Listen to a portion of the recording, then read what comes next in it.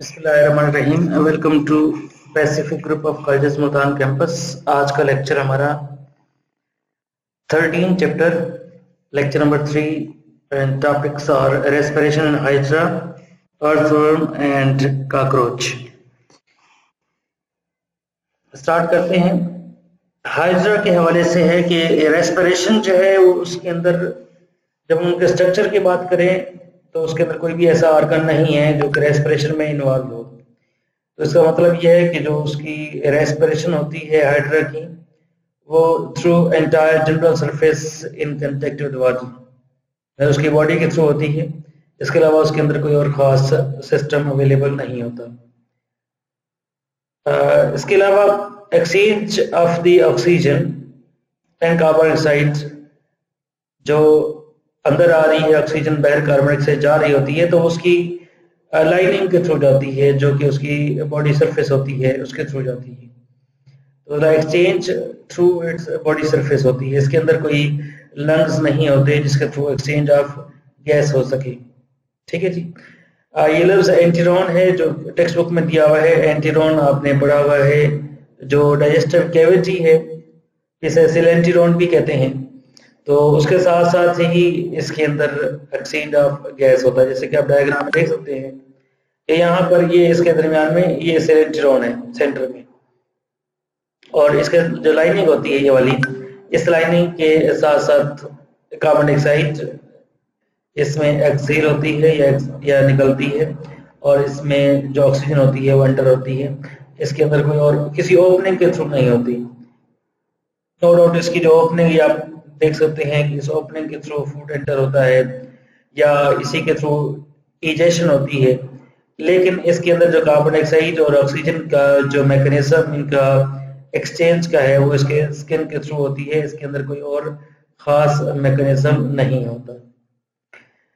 अगर हम अर्थवर्म की बात करें तो अर्थवर्म के अंदर जो सिस्टम है थोड़ा सा कॉम्प्लेक्स है एज कम्पेयर टू हाइड्रा, लेकिन इसके अंदर भी उसी तरह के लंग्स अवेलेबल नहीं होते, और जो एक्सचेंज ऑफ गैस है थ्रू स्किन होती है। इसकी वजह ये है कि ये इसके अंदर क्लोज सर्कुलेटरी सिस्टम है, या इसके अंदर ब्लड कैपिलरीज अवेलेबल होती हैं। यहाँ ये बताता चलूँ कि क्लोज सर्कुलेटरी सिस्टम का मतलब है कि वो सिस्टम ब्लड का जिसके अंदर जो ब्लड फ्लो करता है वो इनसाइड ब्लड वेसल फ्लो करता है, और जो ओपन सर्कुलेटरी सिस्टम होता है उसमें ब्लड वेसल्स नहीं होती।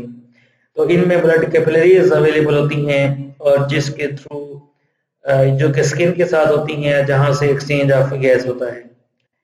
इसके अलावा कल हमने ये पढ़ा था कि रेस्पिरेटरी सरफेसेस की प्रॉपर्टीज क्या हैं, तो उसमें ये बात वहां मेंशन थी पहले पॉइंट में कि लार्ज सरफेस एंड मोइस्ट।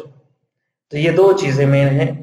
यहाँ पर इसकी जो स्किन होती है वो मॉइस्ट होती है, नमी वाली होती है, और उसके ऊपर नेटवर्क ऑफ ब्लड कैपिलरीज होती है जिसके थ्रू एक्सचेंज ऑफ गैस होता है। साथ ही भी मेंशन है कि ये जो blood capillaries is always kept moist by the secretion of the epidermal mucus glands. MCQ ये आ सकता है कि मॉइस्ट रहने के लिए कौन सी चीज इन्वॉल्व होती है, तो इसके अंदर जो एपिडर्मल म्यूकस ग्लैंड्स होती हैं जो कि इसके स्किन पर पाई जाती हैं, तो वो म्यूकस सिक्रेशन करते रहते हैं, जिसकी वजह से इनकी स्किन जो होती है वो मॉइस्ट रहती है। साथ ही एक और नया लफ्ज आपके लिए होगा शायद कि aid also by coelomic fluid. No what is coelomic fluid? जो इसके अंदर फ्लूइड पाया जाता है जहां सिलोमिक बॉडी कैविटी होती है, तो वहां पर एक्सूडिंग आउट, इट मींस के इसके अंदर से जो ये म्यूकस होता है वो सिक्रीट होता है, जिसकी वजह से इसकी जो स्किन को आप हाथ लगाएंगे तो वो नरम होगी या मॉइस्ट होगी, नमी वाली होगी। तो जहां नमी वाली जगह होती है उस जगह पे एक्सचेंज ऑफ गैस होता है वो इजी होता है। साथ ही मेंशन है कि जो ऑक्सीजन जो एंटर होती है वो कहाँ जाती है, तो ऑक्सीजन जो एंटर होती है वो हीमोग्लोबिन के साथ बाइंड होती है और वो बनाती है ऑक्सी हीमोग्लोबिन, जैसा कि इंसान के अंदर भी होगा, सेम ऐसे ही है बिल्कुल। और इसके अलावा inertron blood does not come into direct contact with the tissue cells, so oxygen must diffuse through the tissue fluids and the coelomic fluids.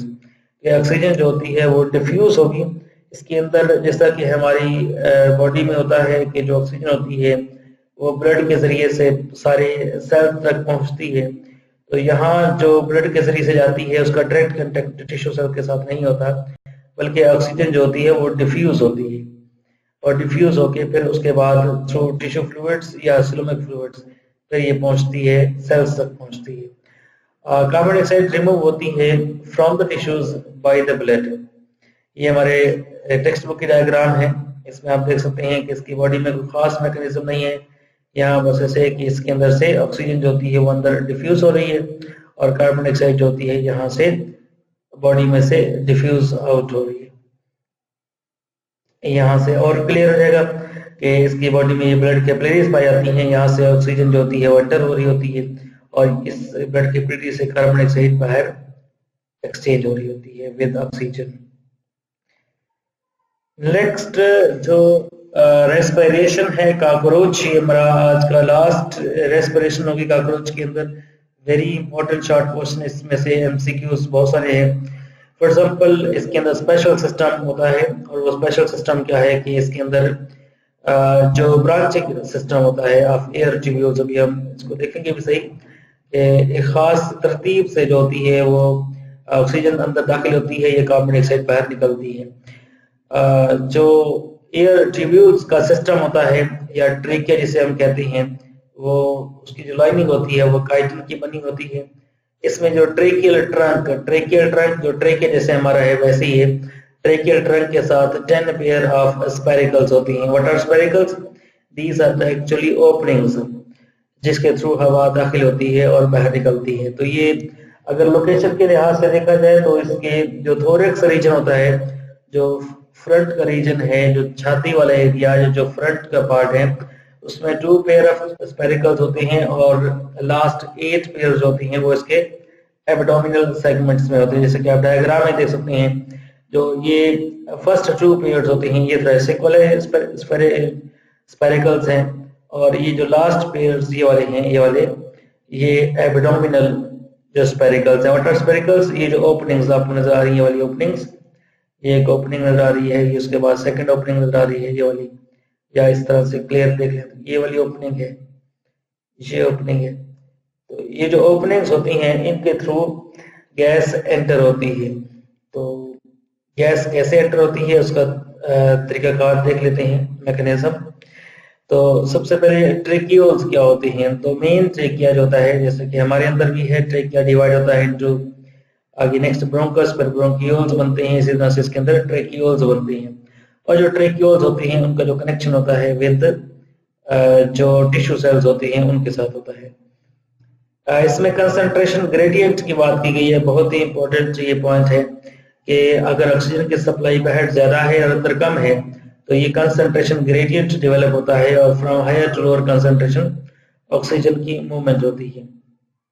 इनकी मूवमेंट को हम, अगर गैस अंदर दाखिल होती है तो उसे हम इंस्पायरेशन, और अगर गैस बाहर निकलती है तो उसे हम एक्सपायरेशन कहते हैं। तो ये ट्रेकियल सिस्टम है कि ये इनका स्पेरिकल्स है, स्पेरिकल के बाद ट्रेकिया, ट्रेकिया के बाद ट्रेक्यूल्स और ट्रेक्यूल्स के बाद इस जगह पे यहाँ सारे टिश्यू फ्लूइड्स होते हैं, जहाँ तक ये टिश्यू पाए जाते हैं, जहाँ तक ऑक्सीजन पहुँचती है।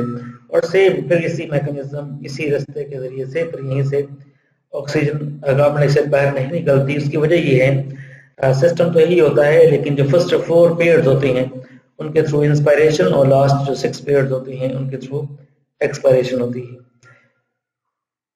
तो एयर जो होती है, जो सिस्टम आपको मैंने बताया, वो एयर एंटर होती है, पम्प्ड इन और pumped out by this tracheal system.